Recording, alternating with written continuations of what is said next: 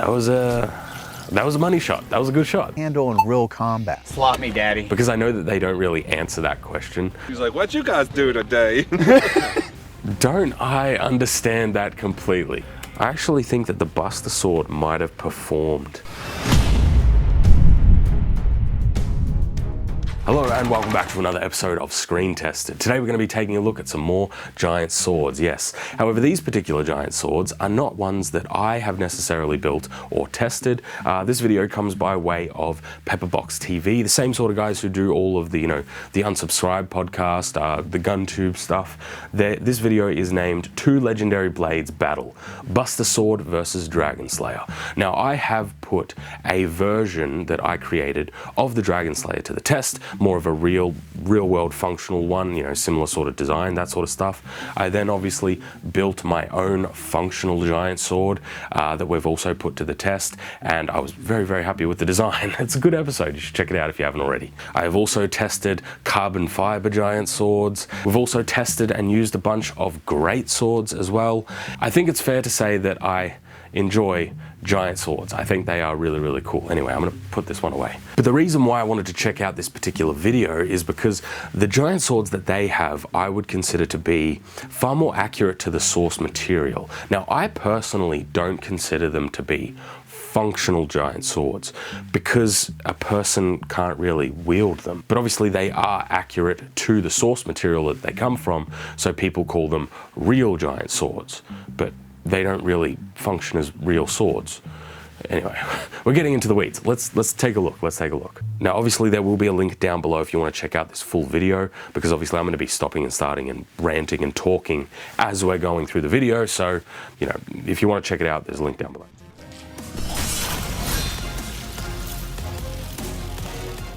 First thing right off the bat, you can tell that the blade is sharp because it was actually able to cut the milk jug in half, which instead of just squishing it or breaking whatever, it does look like it was a clean cut. So it does look like it has a sharp edge, which is good.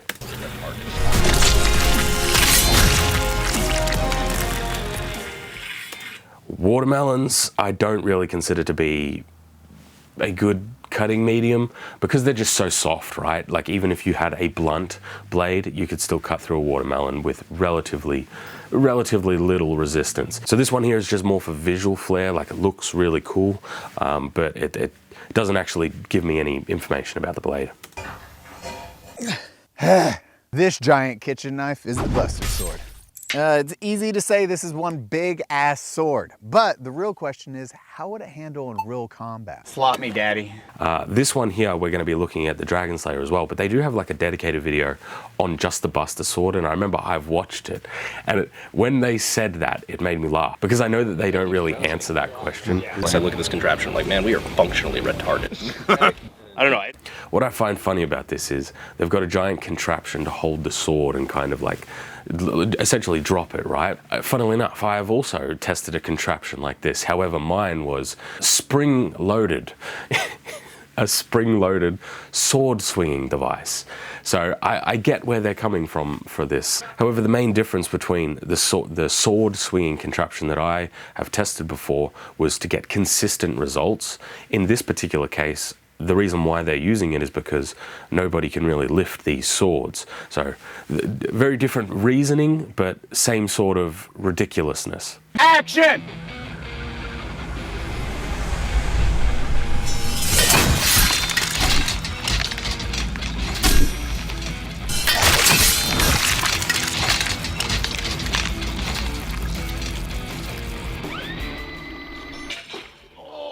So there's a couple of things here. First off, the only problem I have with this sort of test, I mean, there's two things I have with this, is ballistic isn't really the best for actual, bladed weapons. We test it here on the channel all the time because it's really fun and it's a great visual medium, and this is a great visual medium to look at, right?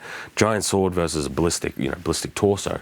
Awesome. It doesn't really give you the best results for actually, how a bladed weapon might go against flesh. Recently I did a full pig carcass where we were actually testing these bigger and larger weapons, and one of those weapons was a 7-8 pound in freedom units executioner blade, right? Big, heavy thing, and it really just didn't cut that well against the flesh, but then you take these regular blades that are much lighter, much thinner, and they can essentially cut it in half. So size doesn't always equal the best cutting ability. And in this particular test, because they also have LARP armor on, like this isn't real armor, it's, you know, very thin, essentially costume grade. LARP stands for basically costume grade, right? Whereas something like my battle ready armor that you guys have seen before is much thicker. We're talking like 2-3 times thicker. Or it could be heat treated, but in this particular case, you can tell that this is more just costume armor. Oh, better. My mom texted me earlier. She's like, "What you guys do today?" I don't know how to f***ing explain this. Don't I understand that completely? It is very strange when you get a bunch of guys together and you're doing this kind of shit. All right, this is really hard to get across over in camera, right? Because I feel like it is very much a YouTube type thing where you're going to do these sorts of tests or this sort of content where a regular person like you guys watching aren't going to be spending your weekends doing this, right? But because you do make this sort of content for YouTube, you find yourself in situations where you're doing this sort of thing and you're kind of just like standing there thinking to yourself like, how the f do I explain this to somebody if they were to ask?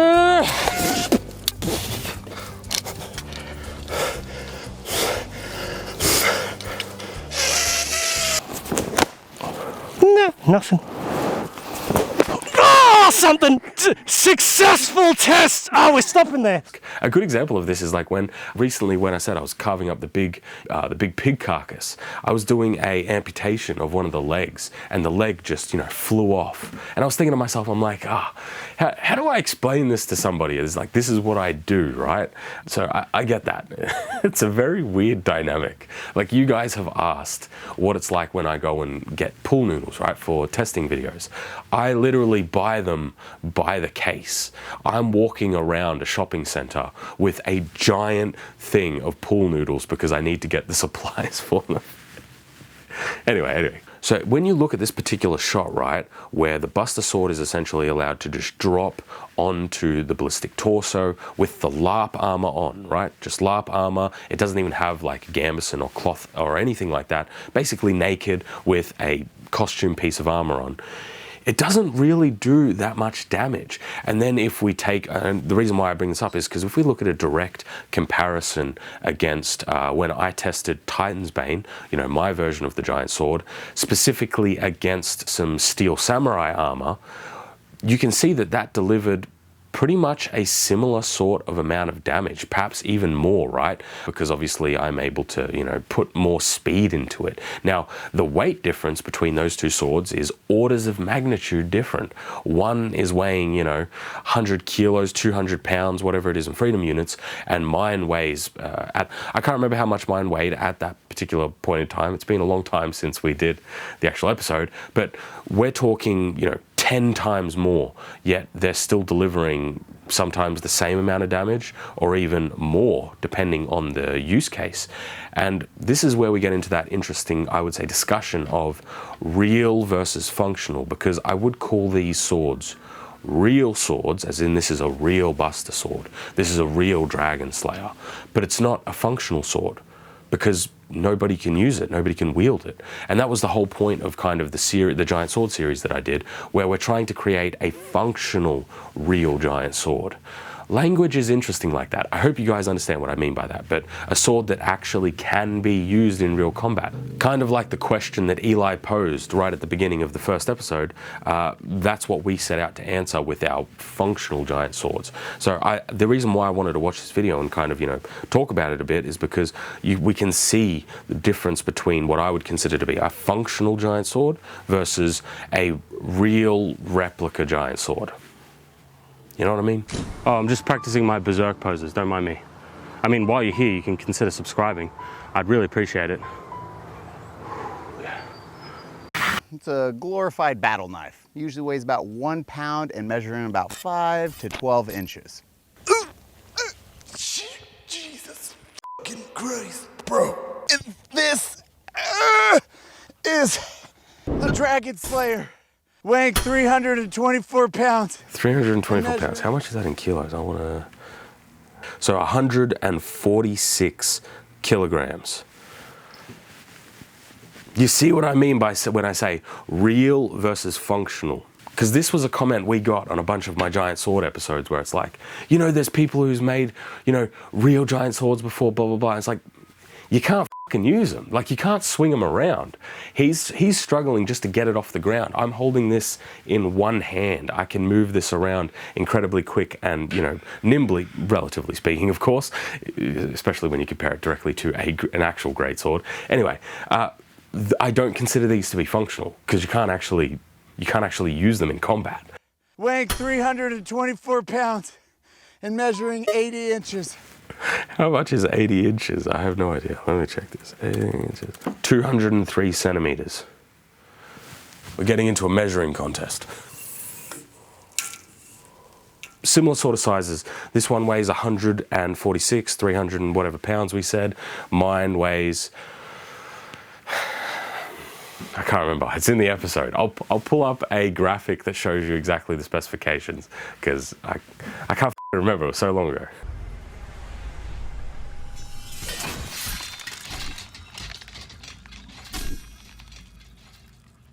Oh my fucking god! Oh, it missed it!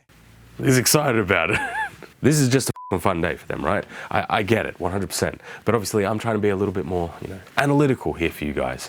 That cut pretty bad for its weight, size, and sharpness. Now, obviously, this could be for a couple of different factors. First off, the edge could probably be razor sharp, you know? But the actual bevel geometry is like this. It is fucking thick, which is obviously not how, you know, regular swords are. Regular swords are relatively thin and they get a lot of their structural integrity through the geometry of the blade itself and obviously the heat treating and tempering process, whereas these giant swords, they are just so incredibly thick. They obviously most likely, I can't say for sure obviously, but they most likely just get most of their structure and strength through their thickness and obviously the geometry of it, which means obviously it's not going to be a good cutting and slicing blade. There's just no way it would be because of how thick it is. Sheared off his fucking ribicles.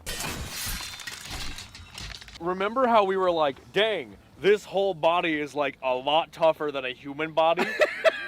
This is much tougher than a human body. I would have to disagree.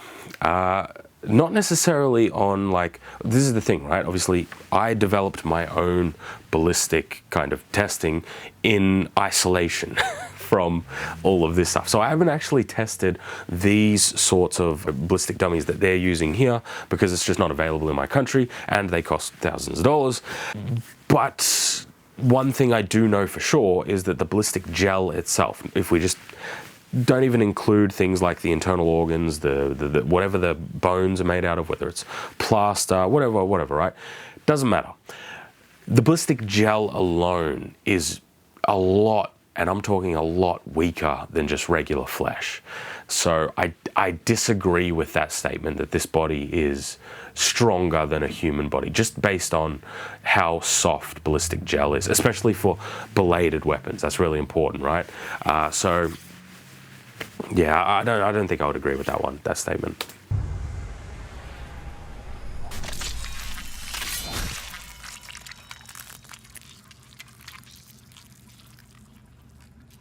Oh. Interesting shot. Interesting.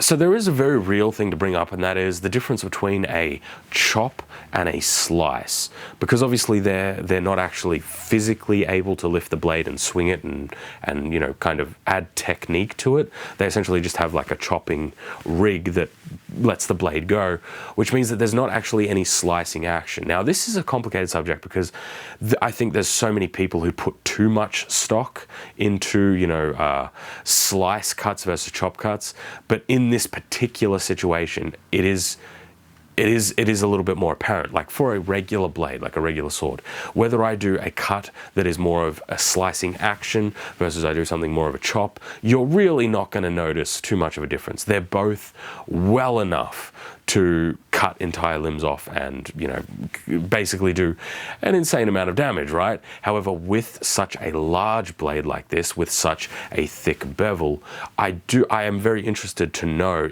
if there is a difference, because if that edge is sharp, there might actually be a very tangible benefit to more of a slice cut than a chop. But the truth is, because it's so heavy and unwieldable, you're not really going to be able to test it unless somebody could swing it. And that's kind of, you know, the limitations of these. I would consider them to be accurate representations of these swords, because nobody can use them.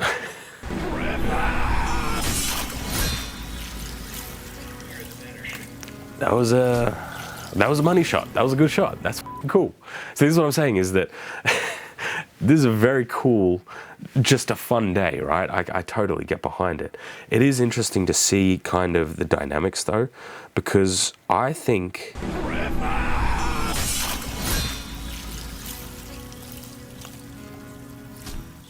I actually think that the Buster Sword might have performed better, just in terms of pure performance and actual, like, damage dealt. Okay, got it.